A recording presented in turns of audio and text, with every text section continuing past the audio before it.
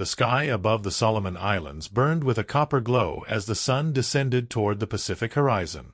It was July 1943, and the war in this theater had become a grinding, merciless contest of attrition. Every day, young men climbed into cockpits knowing that the odds were never in anyone's favor, only the ruthless mathematics of fuel, ammunition, and luck. Lieutenant James "Jimmy" Caldwell sat in the ready room at Henderson Field on Guadalcanal, his flight suit already soaked through with sweat despite the hour. The canvas walls of the tent did nothing to stop the humid air that clung to everything like a living thing. Around him, 6 other pilots of VMF 214, the Marine Fighter Squadron, sprawled in various states of exhaustion.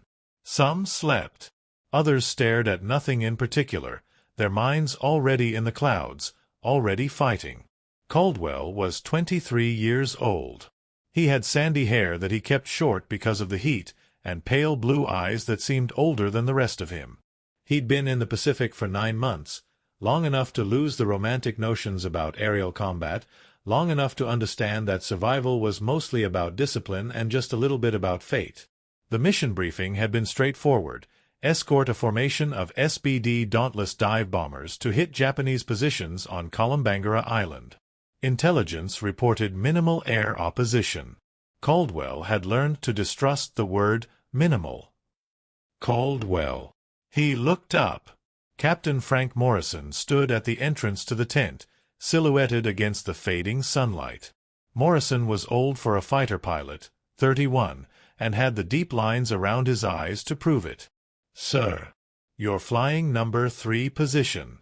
Stay tight on my wing. If we run into zeros, don't try to turn with them. You know the drill." "Yes, sir." Morrison's expression softened slightly. "How's the Corsair treating you?" Caldwell glanced through the tent opening toward the flight line where a dozen F-4U Corsairs sat in ragged formation, their distinctive bent wings catching the last rays of sunlight. His bird, number 13, waited third from the left. "Like a bastard with good intentions, sir." Morrison almost smiled. "That's about right." The Vought F-4U Corsair was the most powerful fighter the United States had yet produced, faster, more heavily armed than anything else in the Pacific. It was also temperamental, difficult to land on carriers, and had a reputation for killing inexperienced pilots. The Marines had taken to flying them from land bases, where the Corsair's vicious characteristics could be managed. Against the Mitsubishi A6M0, the lightweight Japanese fighter that had dominated the Pacific skies for the first 2 years of the war, the Corsair represented a turning point. It couldn't turn as tightly as a Zero. Nothing could, but it was faster, more durable, and packed 6.50 caliber machine guns that could tear an enemy aircraft apart. The problem was that the Zero pilots had 2 years of combat experience. They knew every trick, every advantage their nimble aircraft possessed. They were patient, disciplined, and utterly willing to die. Caldwell stood and walked toward his aircraft as the order came to mount up. The ground crew had his Corsair ready, fuel topped off, ammunition belts loaded, engine pre-flighted. Staff Sergeant Mike Torres, his crew chief, stood beside the ladder. "She's ready for you, Lieutenant," Torres said, patting the fuselage like it was a horse heading into battle. "New engine mount. Should handle better." "Let's hope so." Caldwell climbed into the cockpit, the familiar ritual calming his nerves. Straps secured. Controls checked. Fuel mixture set. The R-2800 double Wasp engine coughed once, twice, then roared to life with a sound like controlled thunder. The entire aircraft vibrated around him. He looked left and right. The other Corsairs were starting up, blue exhaust smoke drifting across the coral runway. Beyond them, the 8 Dauntless bombers were already taxiing into position. Morrison's voice crackled over the radio. "Tombstone flight, check in." One by one, the pilots confirmed ready status. Caldwell keyed his mic, "Tombstone 3, ready." "Roger. Let's bring them home, boys." The formation took off in pairs, engines screaming as the heavy fighters clawed their way into the tropical sky. Caldwell felt the familiar surge of adrenaline as his Corsair lifted off, gear retracting with a hydraulic whine. Below, Guadalcanal fell away, a green hell that had cost thousands of lives to capture and hold. They climbed to 15,000 feet, forming up around the slower, dauntless bombers. The sun was setting behind them now, painting the scattered clouds in shades of crimson and gold. It was beautiful. It was also the worst time to fly. The glare made it nearly impossible to spot enemy fighters approaching from the west. Caldwell scanned the sky methodically, sector by sector, the way they'd taught him in flight school. Empty blue. Scattered clouds. The dark shape of Kolombangara rising from the ocean ahead. 30 miles to target. His hands were steady on the controls. His breathing was even. But somewhere in his chest, a small, cold knot of fear had begun to form. It was always there before combat, no matter how many missions he flew. Tombstone lead, this is dagger lead. The bomber commander's voice. We're beginning our approach. Roger. Dagger. We'll stay high and cover. The Dauntless began their descent, one by one tipping over into the steep dive that gave them their name. Caldwell watched them go, his section maintaining position at altitude. And then, from out of the sun's glare, Morrison's voice cut through the radio with the words every pilot dreaded. Bogies. 4 o'clock high. Zeros inbound. Caldwell's head snapped right. At first he saw nothing, just the blinding edge of the sun. Then, emerging like sharks from deep water, he saw them. 6 sleek shapes dropping toward the formation, their dark green paint making them almost invisible against the ocean below. The trap had been set perfectly. The Zeros had been waiting, hiding in the sun, letting the Americans commit to the attack before revealing themselves. "Break right! Break right!" Morrison shouted. The peaceful formation exploded into chaos. Corsairs peeled away in different directions, engines howling as pilots slammed throttles forward. The Zeros came in fast, their pilots expert at judging distance and deflection. Caldwell hauled his Corsair into a climbing right turn, feeling the G-forces compress his body into the seat. His vision began to narrow, gray edges creeping in from the sides. He eased off slightly, scanning frantically for targets and threats. A Zero flashed past his canopy, close enough that he could see the rising sun painted on its fuselage. He reversed his turn, trying to get behind it, but the Japanese fighter simply rolled inverted and pulled through, disappearing beneath him. "Shit," he muttered. The sky had become a three-dimensional arena of death, aircraft twisting and turning in every direction. Tracer rounds stitched patterns through the air. Someone was screaming over the radio. Whether from pain or adrenaline, Caldwell couldn't tell. He saw Morrison ahead, locked in a turning fight with 2 Zeros. The Marine captain was good, using vertical maneuvers to maintain energy, but the Zeros stayed with him, patient and deadly. Caldwell dove, picking up speed, trying to help. But before he could fire, another Zero appeared in his peripheral vision, turning inside him, lining up for a shot. This was it. This was how it happened. You focused on one target and forgot to check 6, and then it was over. He broke hard left, then reversed right, a scissors maneuver designed to force an overshoot.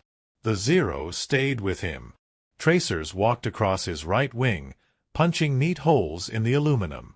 And then, inexplicably, the Zero pilot made a mistake. Instead of continuing the pursuit, he pulled up sharply, perhaps trying for a high-side attack. It gave Caldwell the half-second he needed. He yanked back on the stick, pulling the Corsair's nose up, leading the climbing Zero by what felt like instinct more than calculation. His thumb pressed the firing button on the stick. All 6.50 caliber machine guns opened up at once, the recoil shuddering through the entire airframe. The tracers, every fifth round, painted a deadly line through the sky. Most of the bullets missed, disappearing into empty air. But enough found their target. The Zero's engine exploded in a gout of flame and black smoke. For a moment it hung in the air, as if suspended by wires, and Caldwell saw the pilot clearly through the canopy, a young man with a leather helmet, his face twisted in surprise or pain. Then the Zero rolled onto its back and began to fall. Caldwell didn't watch it go. He was already turning, searching for the next threat, his heart hammering against his ribs. The fight was moving east, away from the bombers, which was good. It meant the Dauntless might complete their mission. But it also meant the Corsairs were getting drawn deeper into enemy territory, farther from Henderson Field, burning fuel they might need to get home. Tombstone 2 is hit. I'm leaking oil. Get out of here, Jenkins. Head for base. Roger, breaking off. Caldwell saw Jenkins's Corsair limping away, trailing a thin stream of dark smoke. One of the Zeros peeled off to pursue, but Morrison cut across and fired a long burst that sent the Japanese pilot diving for the deck. And then, as suddenly as it had begun, the fight was over. The remaining Zeros broke contact, diving away toward Kolombangara at high speed. They were low on fuel or ammunition, or maybe they'd simply decided they'd done enough damage. Caldwell found himself alone at 12,000 feet, his engine still running smoothly, his aircraft still responding to his inputs. He was alive. He'd survived. Tombstone flight, sound off, Morrison ordered, his voice tight. The responses came in one by one. 3 Corsairs accounted for, including Morrison and Caldwell. Jenkins was damaged but flying. 2 pilots didn't respond. Tombstone 5, Tombstone 6, do you copy? Nothing but static. They'd lost 2, maybe 3 if Jenkins didn't make it back. The bombers had completed their attack, but at what cost? Caldwell tried not to think about it, tried not to put faces to the call signs that had gone silent. Form up on me, Morrison said quietly. Let's go home. They assembled into a ragged formation and turned west, toward Guadalcanal, toward safety.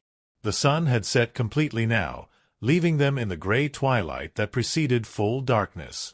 Navigation would be by dead reckoning and radio beacon.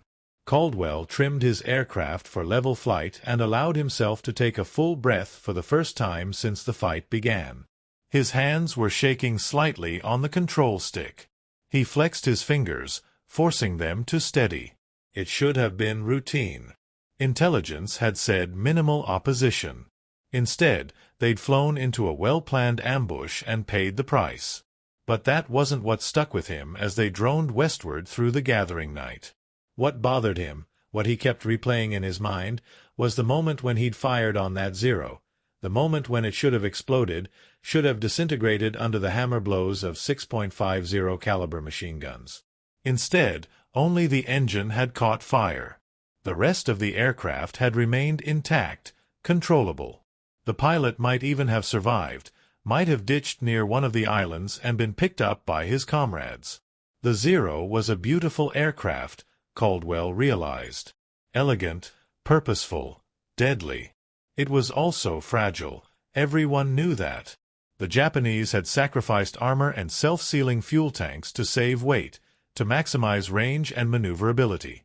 A Zero that took hits should burn, should come apart. But this one hadn't. Not completely. Not the way it was supposed to. And that single thought, that small discrepancy between expectation and reality, planted itself in Caldwell's mind as they flew home through the tropical darkness. The peaceful formation exploded into chaos. Corsairs peeled away in different directions, engines howling as pilots slammed throttles forward. The Zeros came in fast, their pilots expert at judging distance and deflection. Caldwell hauled his Corsair into a climbing right turn, feeling the G-forces compress his body into the seat. His vision began to narrow, gray edges creeping in from the sides. He eased off slightly, scanning frantically for targets and threats. A Zero flashed past his canopy, close enough that he could see the rising sun painted on its fuselage. He reversed his turn, trying to get behind it, but the Japanese fighter simply rolled inverted and pulled through, disappearing beneath him. "Shit," he muttered. The sky had become a three-dimensional arena of death, aircraft twisting and turning in every direction. Tracer rounds stitched patterns through the air. Someone was screaming over the radio. Whether from pain or adrenaline, Caldwell couldn't tell. He saw Morrison ahead, locked in a turning fight with 2 Zeros. The Marine captain was good, using vertical maneuvers to maintain energy, but the Zeros stayed with him, patient and deadly. Caldwell dove, picking up speed, trying to help. But before he could fire, another Zero appeared in his peripheral vision, turning inside him, lining up for a shot. This was it. This was how it happened. You focused on one target and forgot to check 6, and then it was over.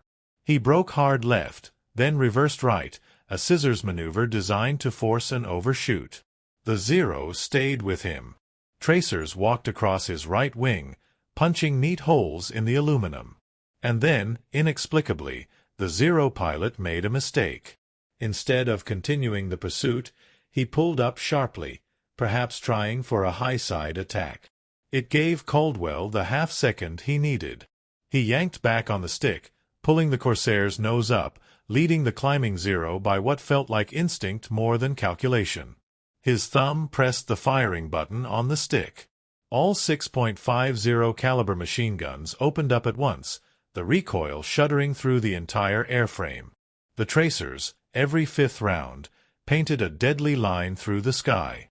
Most of the bullets missed, disappearing into empty air. But enough found their target.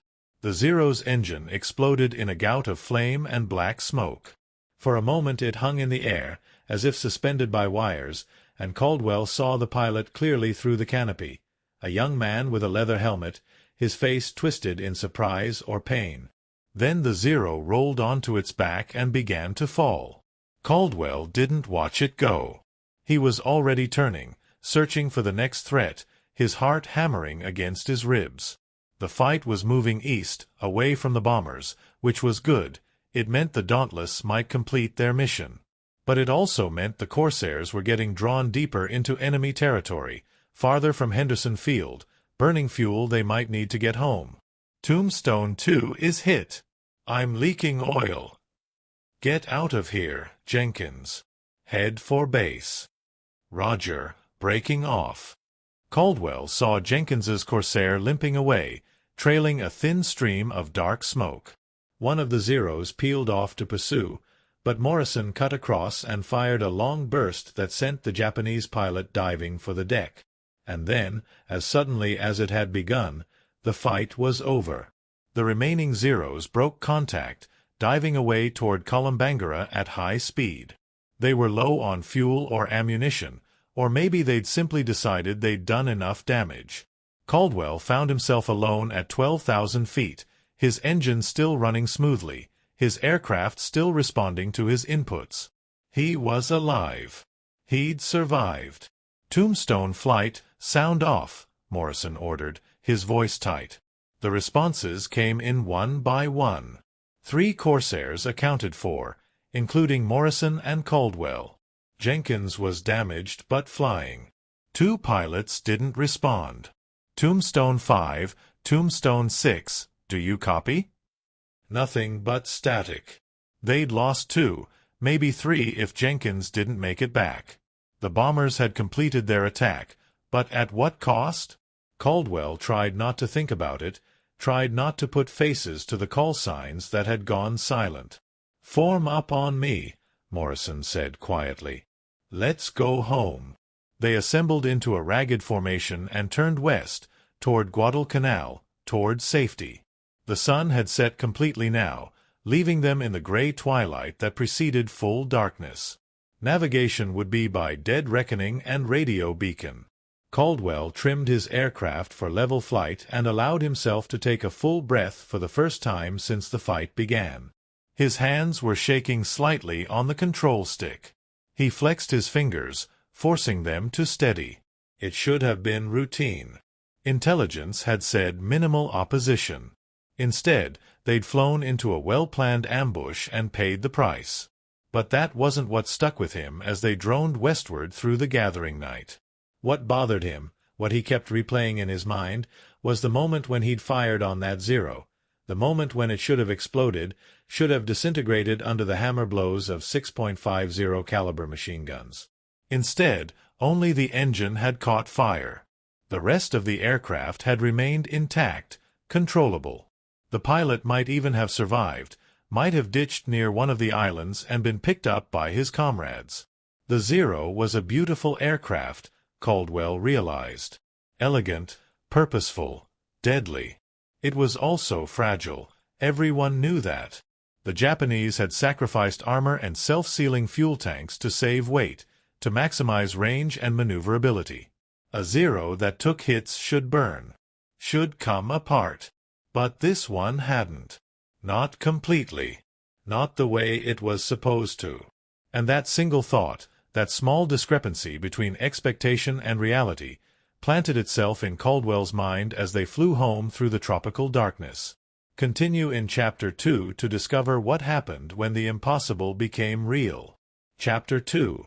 The Journey, the first signs of conflict, and the first tensions. The debriefing room at Henderson Field smelled of sweat, cigarette smoke, and the peculiar metallic tang of adrenaline wearing off. Caldwell sat on a wooden bench, his flight suit still damp, a cup of bitter coffee cooling in his hands. Around him, the surviving pilots of the mission recounted the fight in flat, exhausted voices while an intelligence officer took notes. 4 Zeros initially, Morrison was saying, pointing to a crude map of the engagement area. But I think there were more waiting higher. They were coordinated. Professional. The intelligence officer, a lieutenant named Breslin who'd never flown combat, nodded seriously. Did you get a good look at the aircraft?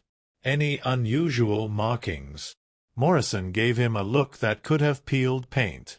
I was slightly busy trying not to die, Lieutenant. Of course, sir. I just meant. We got 1 confirmed kill, Morrison continued. Maybe 2 probables. Lieutenant Caldwell here scored the confirmed. All eyes turned to Caldwell. He set down his coffee carefully. The Zero I hit, it burned, but it didn't break up. The pilot may have survived. Breslin made a note. Standard A6M Model 21, you think? I don't know what model it was, Caldwell said, more sharply than he intended. I know I put maybe 30 rounds into the engine and it caught fire. But the airframe stayed together. Morrison frowned. They're supposed to be vulnerable. Light construction, no armor. That's what I thought too. Jenkins, the pilot who'd limped home with his oil system damaged, spoke up from the corner where he sat with his arm in a sling. My Zero didn't burn either. I hit him clean, saw the strikes on his wing route, but he just rolled away and kept fighting. Didn't even leak fuel. An uncomfortable silence settled over the room. The Zero's fragility was an article of faith among American pilots, the one clear advantage they had in addition to speed and firepower. If the enemy aircraft were becoming more durable, the tactical calculus changed. Maybe they're upgrading, Breslin suggested. Adding armor, self-sealing tanks. Morrison shook his head. That would add weight. The whole point of the Zero is that it's light and maneuverable. Start adding protection and it becomes just another fighter. Then what explains it? No one had an answer. The debriefing broke up shortly after midnight. Caldwell walked back to his tent through the humid darkness, listening to the distant rumble of artillery from the front lines to the north. Guadalcanal was secure in the official sense, but the Japanese still contested it every night, sending bombers and warships to harass the American positions. He lay on his cot, hands behind his head, staring at the canvas ceiling. Sleep wouldn't come. His mind kept replaying the engagement, frame by frame, analyzing every decision, every burst of fire. Something wasn't right. Something didn't fit the established pattern. The next morning brought rain, a heavy tropical downpour that turned the coral runways into slick, treacherous surfaces and grounded all aircraft. Caldwell used the forced downtime to visit the intelligence tent, where they kept files on Japanese aircraft types, capabilities, and known variations. Breslin looked up in surprise when Caldwell pushed through the tent flap, rain dripping from his cap. "Lieutenant, something I can help you with?" "I want to see everything we have on Zero variants," Caldwell said. "Specifically, any reports of improved protection or fuel system modifications." Breslin pulled out a thick folder and spread it across the plywood table that served as his desk. "Not much, honestly. We've recovered a few wrecked Zeros from various islands. The general construction is consistent: aluminum alloy frame, fabric control surfaces, no armor plate around the cockpit or fuel tanks." "No changes over time?" "None documented." Breslin flipped through several reconnaissance photos. "These were taken at Rabaul last month. You can see the Zeros lined up on the airfield. They look identical to the ones we faced in early '42. But Caldwell wasn't convinced. He'd felt those bullets hit. He'd seen the strikes walking across the Zero's fuselage. And he'd seen it not explode into a fireball the way they were supposed to. "What about the pilots?" he asked. "Are they getting better training?" "Actually, the opposite." Breslin pulled out another file, this one marked with intelligence classification stamps. "According to prisoner interrogations, the Japanese are running low on experienced pilots. They're pushing new guys through training faster, cutting corners. The veterans, the ones who survived Pearl Harbor and the early campaigns, most of them are dead now." "So we're facing worse pilots in the same aircraft?" "That's the assessment, yes." It didn't add up. Worse pilots should mean easier victories, cleaner kills. Instead, Caldwell had the distinct impression that something fundamental had changed, and no one was acknowledging it. The rain continued for 3 days. Caldwell spent the time helping with aircraft maintenance, writing letters home, playing endless card games with the other pilots. But his mind kept circling back to that moment, the Zero burning but not dying, falling but not breaking apart. On the 4th day, the weather cleared. Morrison called a mission briefing for 0600 hours. "We've got a new assignment," the captain said, his finger tracing a route on the map. "Photo reconnaissance reports a damaged Zero that made a forced landing on Savo Island, about 20 miles northwest of here. It's mostly intact. Command wants us to recover it." A murmur ran through the assembled pilots. Recovering an enemy aircraft was rare. Usually they crashed into the ocean or burned completely. An intact Zero would be invaluable for technical intelligence, for understanding exactly what the Americans were up against. "What's the catch?" someone asked. Morrison's smile was grim. "The island is technically no man's land. The Japs might send someone to retrieve it or destroy it. We need to get there first, secure the aircraft, and call in a recovery team." "You want us to land on Savo?" Jenkins asked incredulously. "Sir, that's jungle. There's no runway. There's a beach on the north side. Long enough for a corsair if you're good and lucky. I need 2 volunteers." Caldwell's hand went up before he could think about it. "I'll go, sir." Morrison looked at him for a long moment. "You sure about this, Caldwell?" "Yes, sir." "All right. Jenkins, you're flying cover. Caldwell, you're making the pickup. We'll have a PBY standing by to extract you once the recovery team gets the Zero out." The mission launched at dawn, for corsairs flying low over the calm waters of Iron Bottom Sound, so named for the dozens of warships that had been sunk there during the brutal naval battles of the previous year. Savo Island rose from the sea like a green fortress, its volcanic peak shrouded in morning mist. Caldwell circled once, studying the beach Morrison had indicated. It was narrow, covered in dark volcanic sand, with jungle pressing close on all sides. He could see the Zero about halfway down the beach, resting on its belly, One wing crumpled but the rest of the aircraft seemingly intact. Tombstone 3, you are clear to land, Morrison radioed. We'll maintain CAP above you. Roger that. Caldwell brought the Corsair around on final approach, dropping flaps, cutting power. The beach rushed up to meet him faster than he would have liked. He flared at the last moment, felt the main gear touch down, then the tail wheel. The Corsair bounced once, twice, then rolled to a stop uncomfortably close to the tree line. He killed the engine and sat in the sudden silence, listening to the tick of cooling metal, the call of tropical birds, the rush of waves on sand. Then he unbuckled and climbed down from the cockpit. The heat hit him immediately, oppressive, wet, like breathing through a warm towel. He pulled his sidearm, a .45 automatic, and approached the Zero cautiously, scanning the jungle for any sign of Japanese soldiers. The aircraft was a Model 21. He was certain now, with the distinctive rounded wing tips and long-range fuel tanks. The engine cowling was blackened with soot, and there were several holes in the fuselage where bullets had punched through.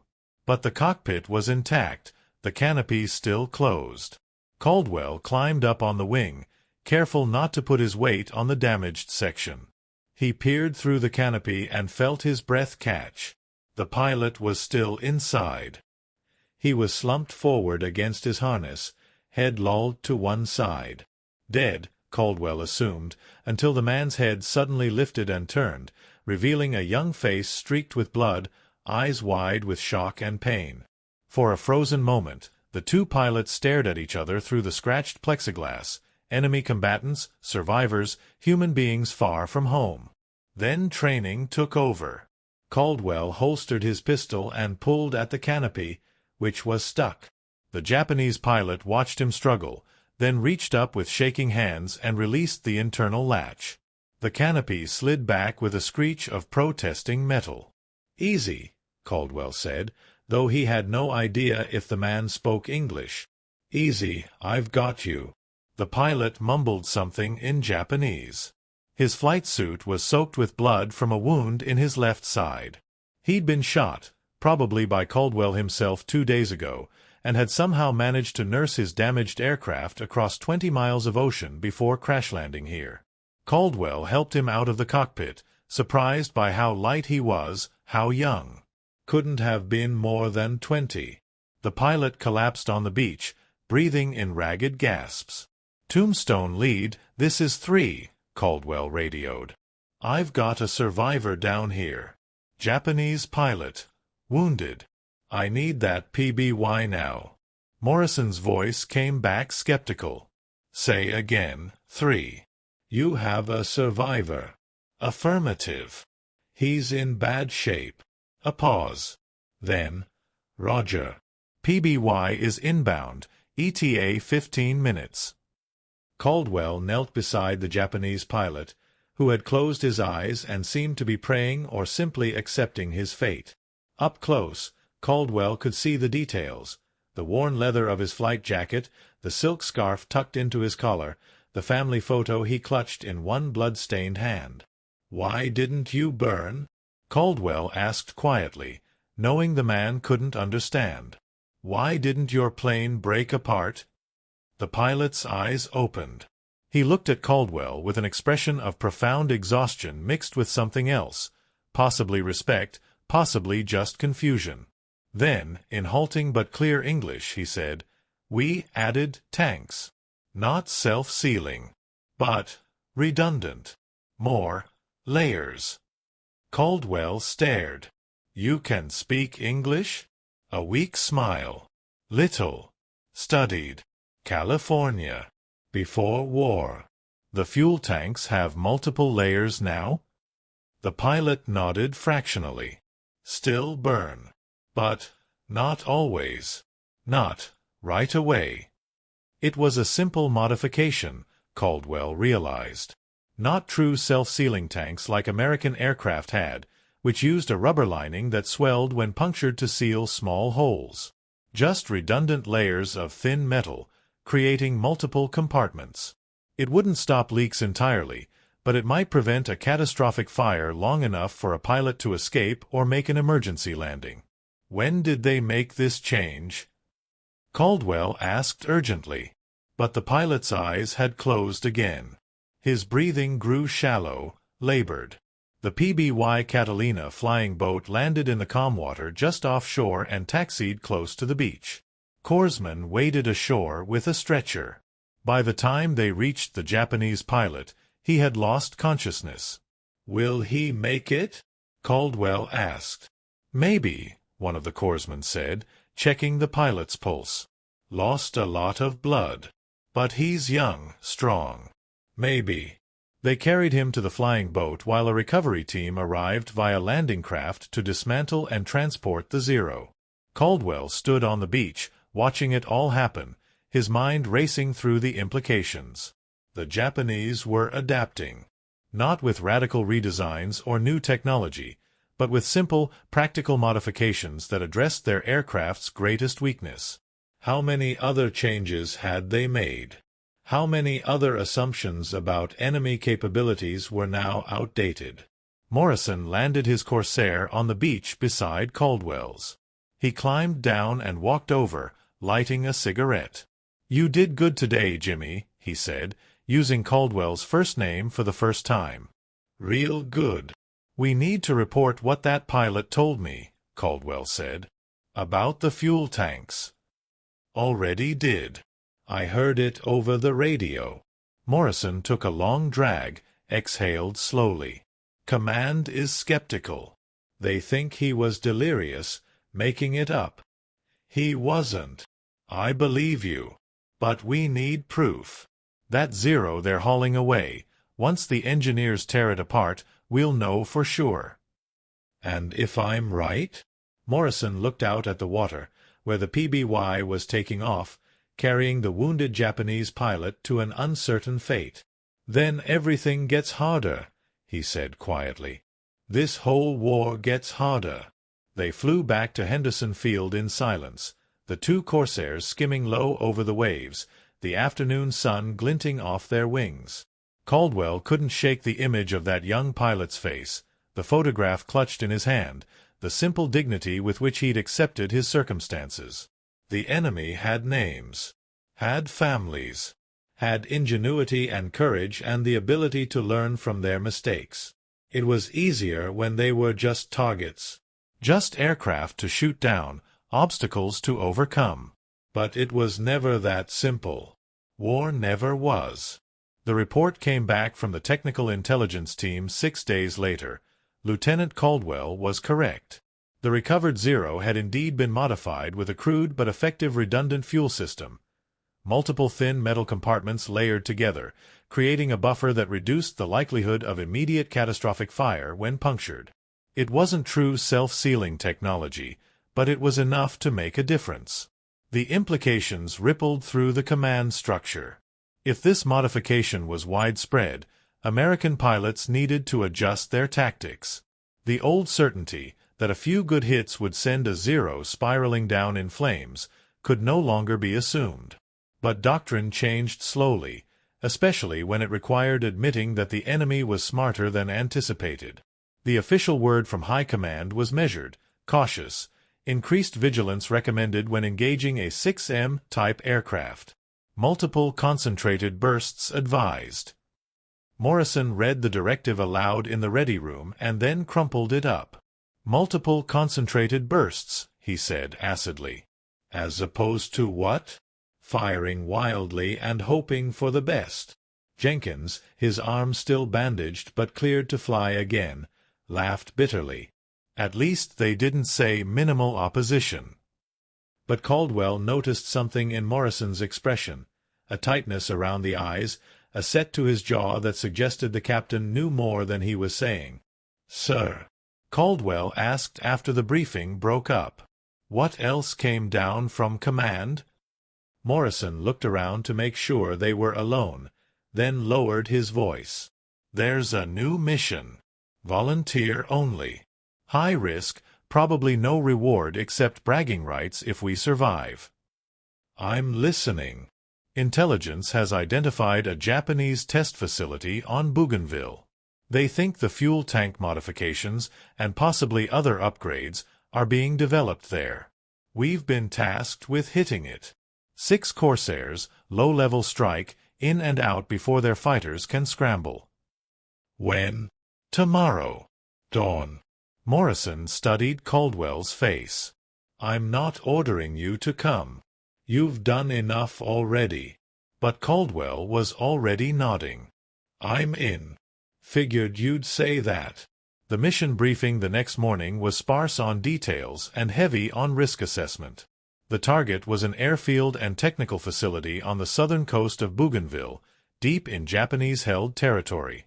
The strike package would consist of 6 Corsairs carrying bombs and rockets, flying at wave-top height to avoid radar detection, hitting fast, and egressing at maximum speed. No fighter escort, Morrison told them. We can't spare additional aircraft, and they'd just slow us down anyway. Navigation will be by dead reckoning and timed waypoints. If anyone gets separated, you're on your own to make it back. The pilots absorbed this in silence. Several had 1,000-yard stares that suggested they were already mentally writing farewell letters. Intelligence estimates 20 to 30 zeros based at or near the target, Morrison continued. If we do this right, we'll hit them while they're still on the ground. If we do it wrong. He didn't finish the sentence. They took off at 0530, engines thundering in the pre-dawn darkness. Caldwell flew in the number 5 position, tucked in close to the formation, his Corsair loaded with 2 500-pound bombs and 8 rockets. The extra weight made the aircraft sluggish, less responsive, but there was no choice. They needed maximum destructive power to make the strike effective. They flew north for 40 minutes, staying below 500 feet, the dark water of the Solomon Sea flashing past beneath them. The sun rose behind them, painting the eastern sky in shades of amber and rose.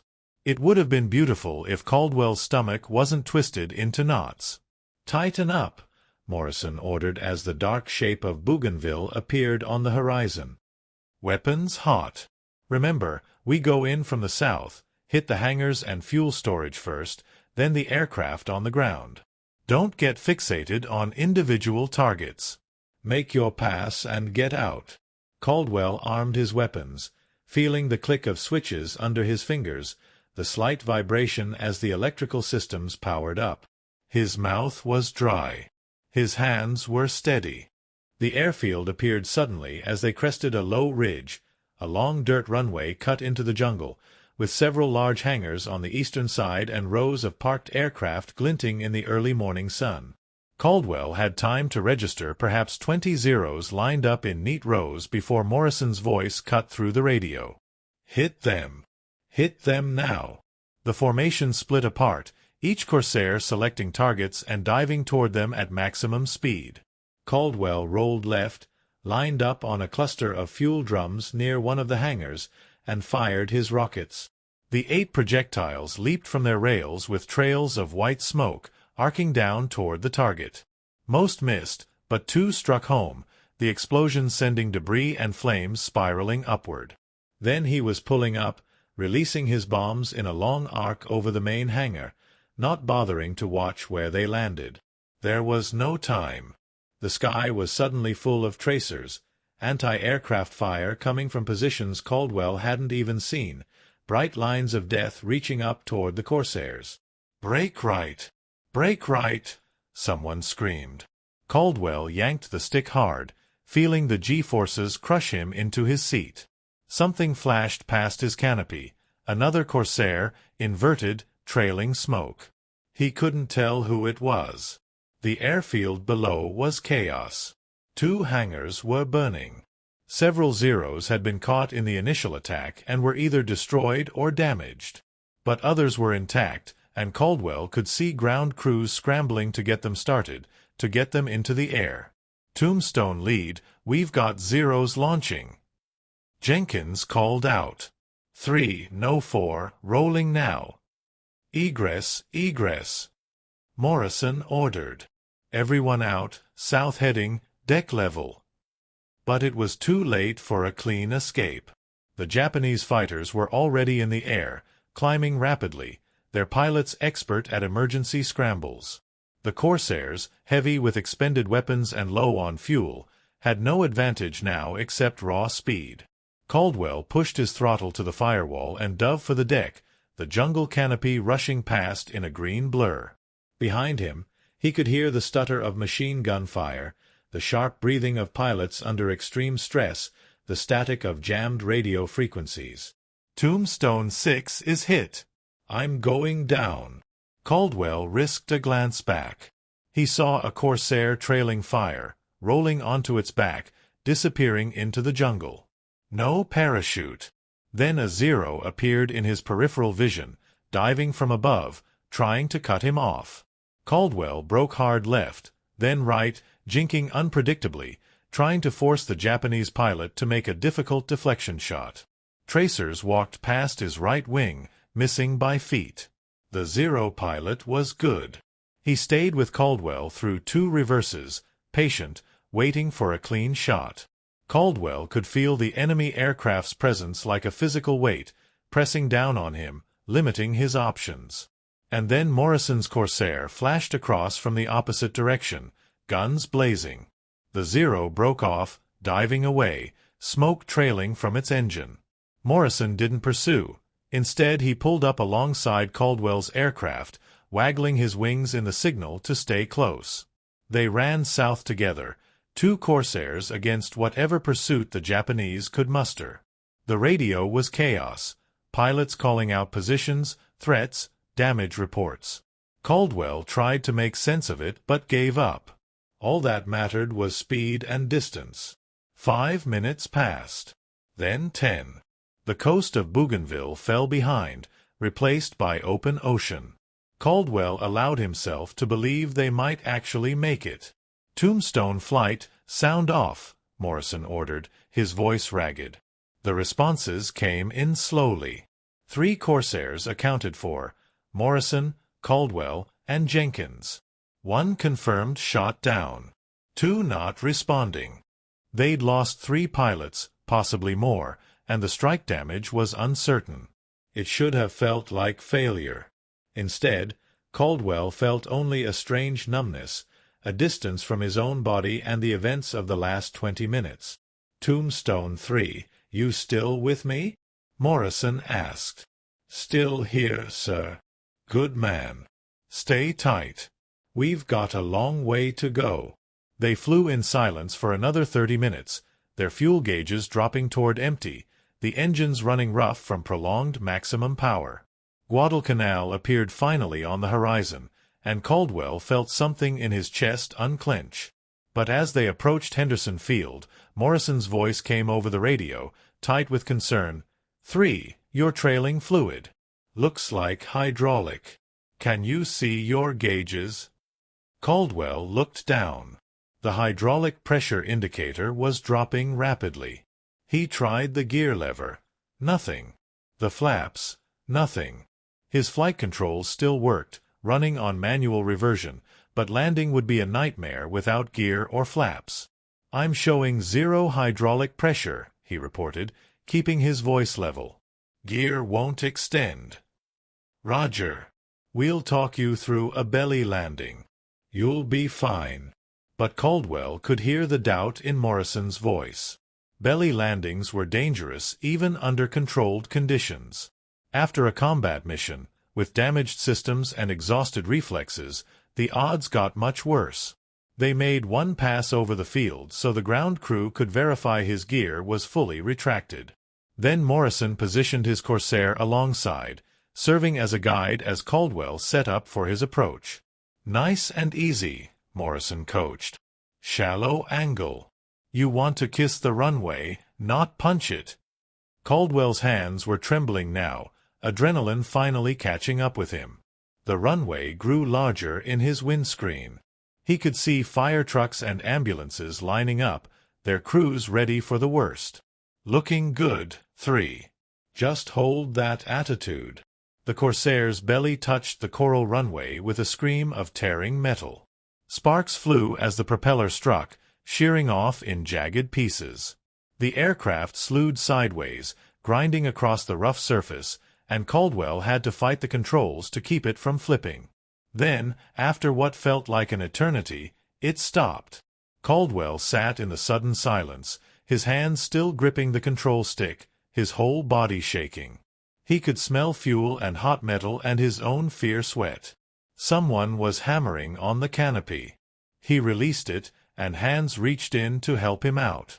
His legs nearly gave way when his feet hit the ground, but Morrison was there, gripping his shoulder, keeping him upright. "You did it," Morrison said, and there was genuine relief in his voice. "You crazy bastard, you actually did it." Caldwell looked back at his Corsair, or what was left of it. The belly was scraped raw, the propeller gone, the engine cowling crumpled. It would never fly again.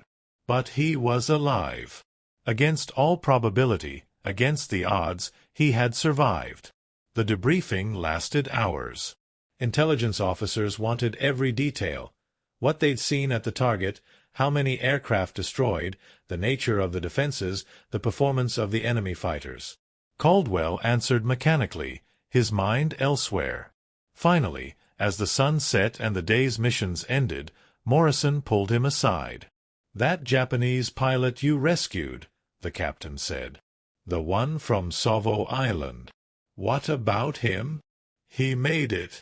He's in the hospital in Port Moresby, under guard. Recovering." Caldwell absorbed this, not sure how to feel. Relief? Guilt? Some complicated mixture of both? "He's been talking," Morrison continued. "Cooperating with interrogators. Says he wants the war to end, doesn't see the point of dying for pride." A pause. "He told them about you. Asked if you survived the mission. Why would he care?" "I don't know. Maybe because you saved his life when you could have let him die." Morrison lit a cigarette, offered one to Caldwell, who declined. "War's a strange thing. We spend all our time trying to kill each other, and then once in a while something happens that reminds us we're all just people." They stood together in silence, watching the last light fade from the western sky. Tomorrow there would be another mission, another briefing, another chance to die or survive. The war would continue its grinding, remorseless advance toward some distant conclusion.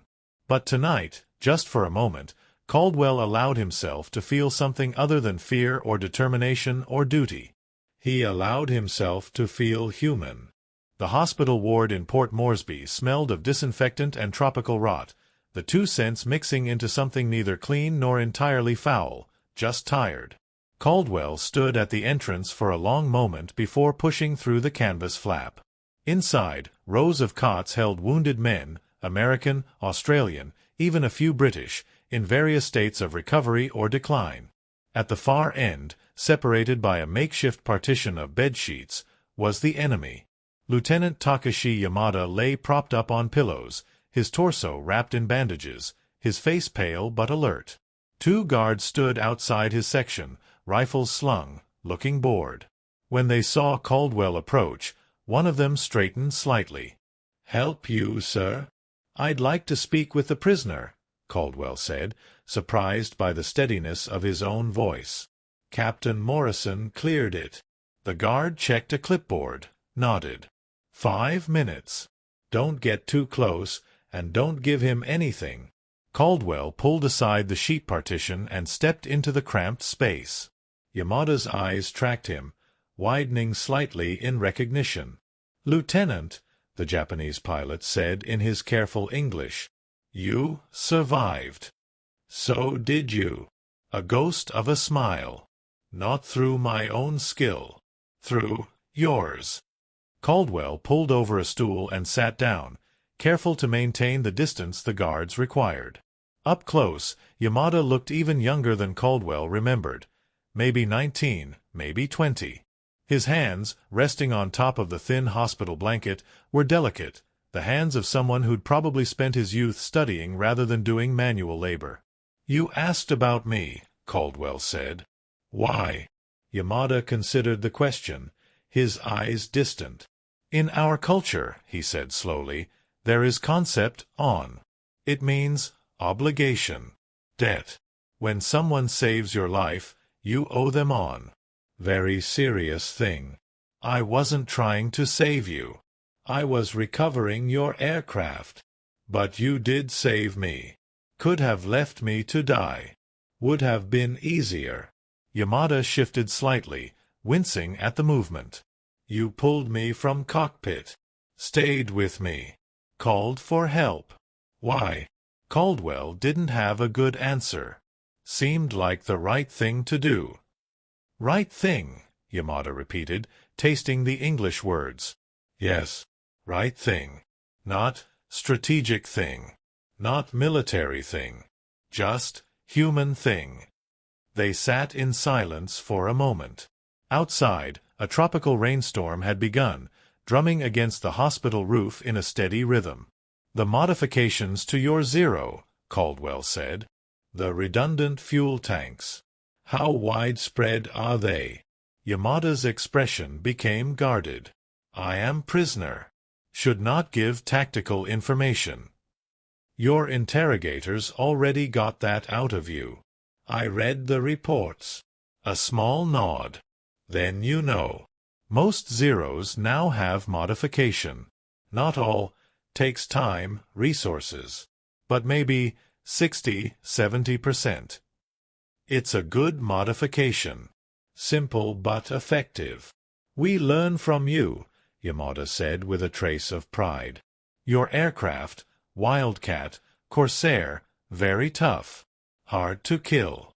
So we think, how can we make Zero tougher without making slower? Adding weight is bad. But adding layers of thin metal, empty space between, that is cheap, light. Not perfect, but better than before. Who thought of it? Many people. Engineers. Test pilots. Even us, regular pilots, we send suggestions. War makes everyone think how to survive. He paused, then added quietly, Not many of us do. No, Caldwell agreed. Not many. You lost friends? In the war. Caldwell thought of the 3 pilots who hadn't returned from the Bougainville strike. One of them, Lieutenant Davies, had been in his training class. They'd gotten drunk together in San Diego, talked about what they'd do after the war.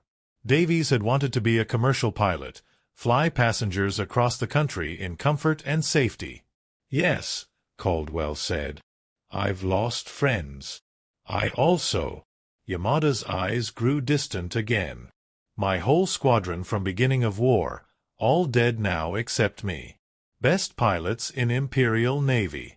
All gone. Watanabe-san died at Coral Sea. Suzuki-san at Midway. Kobayashi-san. He stopped, seemed to gather himself. Does not matter. All dead. What will you do? After the war. If I survive prison camp? If Japan does not execute me as traitor for surrendering? Yamada smiled without humor. I do not think that far ahead. But maybe teach. I was engineering student before war. At university in Kyoto. Maybe I teach engineering, help rebuild. Rebuild what? Everything. Japan will lose this war. I am not foolish enough to think otherwise. And when we lose, everything will be destroyed. Cities, factories, lives. Everything must be rebuilt. He looked at Caldwell directly. Maybe you help after. Americans good at building. Caldwell almost laughed at the absurdity of it. Sitting here discussing post-war reconstruction with an enemy pilot who'd been trying to kill him a week ago. But Yamada was serious, his expression earnest. Maybe, Caldwell said. If we both survive that long. Yes, if we survive. One of the guards appeared at the partition. Time's up, Lieutenant. Caldwell stood. Yamada raised his hand slightly. Not quite a wave, more an acknowledgement of something passing between them. Lieutenant Caldwell, the Japanese pilot said. When you fight again, and you will fight again, please do not forget. The men you fight are like me, like you. They are not monsters. Just people. Very far from home. Very scared. I'll remember, Caldwell said, though he wasn't sure if that would make killing them easier or harder. He walked back through the hospital ward and out into the rain, letting the water soak through his uniform, cool against his skin. The war would continue. There would be more missions, more dogfights, more young men falling from the sky. The only thing that had changed was his understanding of what they were all fighting for, or perhaps more accurately, what they were all fighting against. Not evil. Not monsters. Just the terrible momentum of history, carrying everyone along toward some conclusion none of them could clearly see. 2 weeks later, Caldwell found himself back in the cockpit of a new Corsair, number 17 this time, since number 13 had been scrapped after his belly landing. The familiarity of it was almost comforting. The smell of oil and aviation fuel, the vibration of the engine through the airframe, the weight of the parachute harness across his shoulders. The mission was a routine combat air patrol over the Russell Islands, nothing special, low expected contact. But Caldwell approached it with the same careful attention he gave every flight now. There was no such thing as a safe mission, no such thing as minimal opposition. They flew in loose formation at 10,000 feet, Morrison leading as always, the sea below them a vast expanse of blue crossed by white caps. The sky was empty except for scattered clouds. Tombstone flight, this is Warhorse. The radio crackled with the voice of the radar controller back at Henderson Field. We have bogies bearing 320, 20 miles, altitude unknown. Probably snoopers. Roger, Warhorse, Morrison replied calmly. Tombstone flight is investigating. They turned northwest, climbing slightly, scanning the horizon. Caldwell felt the familiar acceleration of his heartbeat, the sharpening of his senses. This was the paradox of combat flying. You spent hours being bored, punctuated by brief moments of terror when everything happened at once. Tally-ho, Jenkins called out. 12 o'clock high, 3 contacts. Caldwell saw them, 3 dark shapes against the clouds, heading southeast. They looked like zeros at this distance, but it was hard to be certain. Tombstone flight, arm weapons, Morrison ordered. We'll bounce them from above. Stay with your wingman. They climbed, positioning themselves with the sun behind them, the classic attack position. The enemy aircraft, definitely zeros, continued on their heading, apparently unaware of the danger above them. Then, at the last moment before Morrison gave the order to attack, one of the zeros broke away sharply, diving toward the ocean. The other 2 followed instantly, reacting with perfect coordination. They saw us, Morrison said, sounding almost impressed. All right, let's take them. The formation split apart, Corsairs diving after their prey. Caldwell stayed on Morrison's wing as they went after the lead zero. The Japanese pilot was good, using every trick in the book, vertical scissors, horizontal turns, even a half-loop that almost reversed their positions. But the Corsair was faster, and Morrison was patient. He didn't try to turn with the zero, but instead used boom and zoom tactics, climbing above and then diving through, firing short bursts, then climbing away before the zero could counter. On the 3rd pass, his bullets found their mark. The zero's engine began trailing smoke. The pilot kept fighting, kept maneuvering, but he was losing altitude, losing energy. Caldwell watched, and in his mind he saw Yamada's face. Very far from home. Very scared. Morrison fired again. This time, the hits were catastrophic. The Zero's engine exploded in flames, not the old quick conflagration that destroyed the entire aircraft, but a sustained fire that consumed the engine compartment while leaving the rest intact. The redundant fuel tanks were working as designed, giving the pilot precious seconds. The canopy opened. A figure tumbled out, and a parachute blossomed, white silk against the blue sky. "Good shoot," Morrison reported dispassionately. "He'll hit the water in about 2 minutes." The standard procedure would be to strafe the parachute, eliminate the pilot before he could be rescued by his own forces. It was brutal but practical. Every pilot you killed was one less enemy to face another day. But Morrison didn't fire. He circled once, watching the parachute descend, then turned away. "Let's go home, Tombstone," he said quietly. On the flight back, with the engagement behind them and fuel gauges dropping toward empty, Caldwell keyed his mic. "Sir, why didn't we?" "Because we're not murderers, 3, Morrison interrupted. "We're fighters. There's a difference." It was a fine distinction, maybe too fine, but Caldwell understood it. They killed when they had to, when the enemy was armed and dangerous and actively trying to kill them. But a man in a parachute, helpless, drifting toward the sea? That was different. Maybe it shouldn't have been. Maybe in the calculus of war, mercy was a tactical error. But some part of Caldwell was grateful that Morrison had made that choice, had drawn that line. They landed at Henderson Field as the sun began its descent toward the horizon. Caldwell climbed out of his Corsair and stood on the coral runway, watching the ground crew swarm over the aircraft, refueling and rearming for the next mission. Torres, his crew chief, walked over with a rag in his hands, wiping grease from his fingers. "How'd she fly, Lieutenant?" "Like a dream, Torres." "Perfect. Glad to hear it." Torres glanced at the bullet holes in Caldwell's aircraft from the engagement. "Looks like you found some action." "A little. Nothing serious."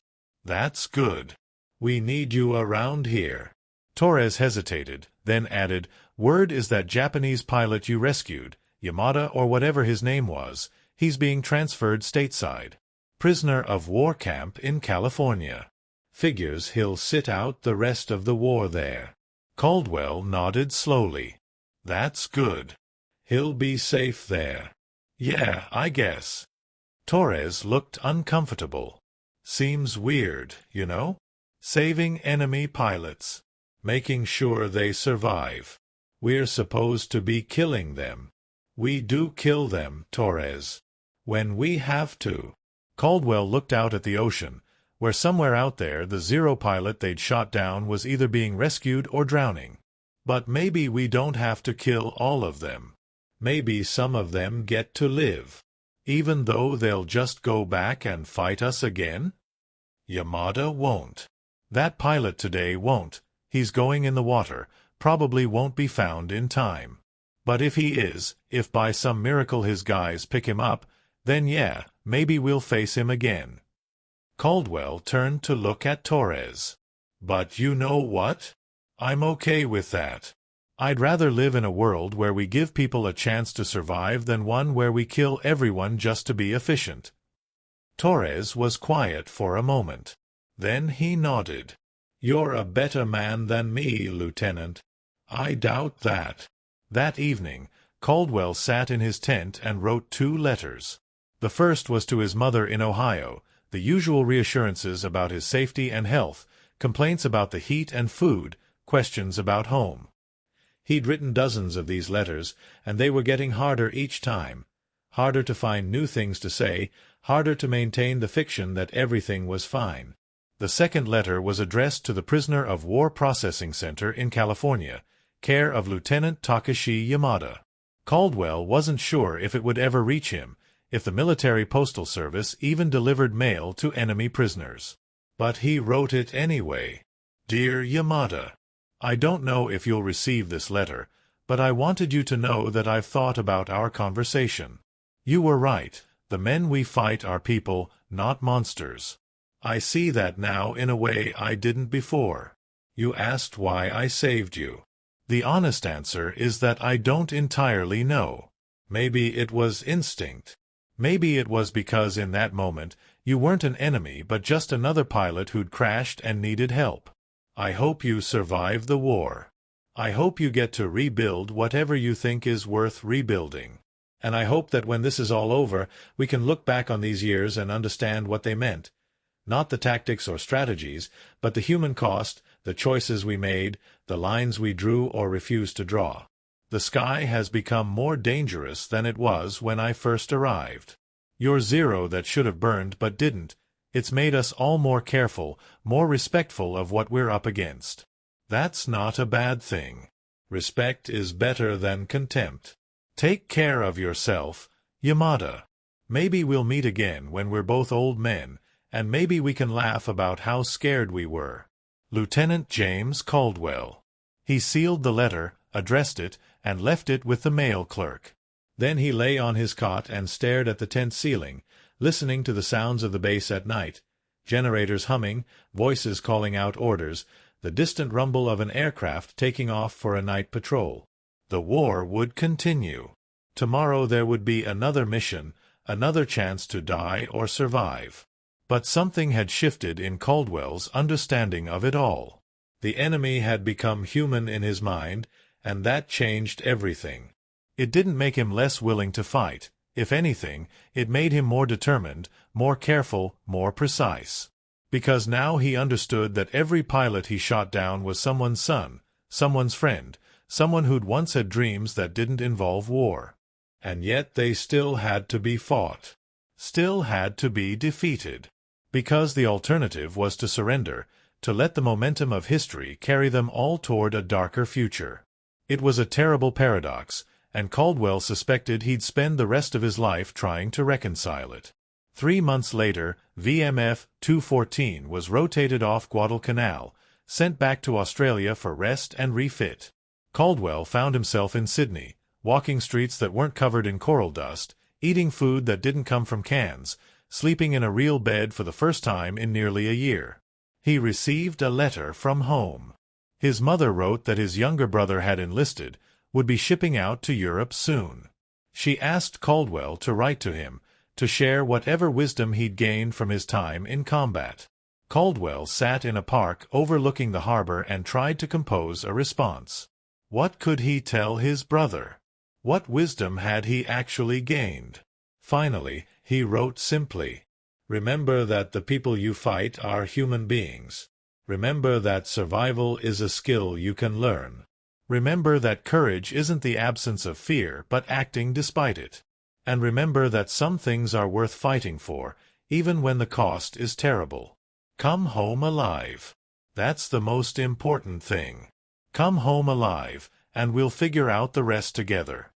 He mailed the letter and then walked down to the harbor, where ships of all sizes crowded the piers, warships, transports, hospital ships with red crosses painted on their sides. The machinery of war, vast and impersonal and utterly indifferent to the individual lives it consumed. Somewhere across the Pacific, in a prison camp in California, Takashi Yamada was learning English more fluently, helping American engineers understand zero design principles, probably dreaming of home and reconstruction and a future that didn't include war. Somewhere in the Solomon Islands, young pilots, American and Japanese both, were climbing into cockpits, checking controls, preparing for yet another mission, another engagement, another roll of the dice. And somewhere in the vast machinery of history, the war was grinding toward its inevitable conclusion, indifferent to mercy or compassion or the small acts of humanity that men like Caldwell and Yamada had shared in the midst of chaos. The zero that should have burned but didn't had taught Caldwell something important. Adaptation was constant, assumptions were dangerous, and the enemy you face today might not be the enemy you'd face tomorrow. But more than that, it had taught him that beneath the aircraft, beneath the tactics and strategies and grand campaigns, there were just people, scared, brave, clever, desperate people trying to survive. And maybe, just maybe, that understanding was worth preserving, worth carrying forward into whatever future awaited them all. James Caldwell stood at the edge of Sydney Harbor and watched the sun set over the water, painting the sky in shades of gold and crimson that reminded him of tracer fire and burning aircraft and all the beautiful, terrible things he'd seen. Tomorrow he'd return to the war. Tomorrow there would be more missions, more enemies, more chances to live or die. But tonight he allowed himself to hope that when it was all over, when the last bomb had fallen and the last shot had been fired, there might be something left worth saving. Some part of their shared humanity that had survived the flames. The zero had taught him that. The enemy who should have burned but didn't. And perhaps that was the most important lesson of all.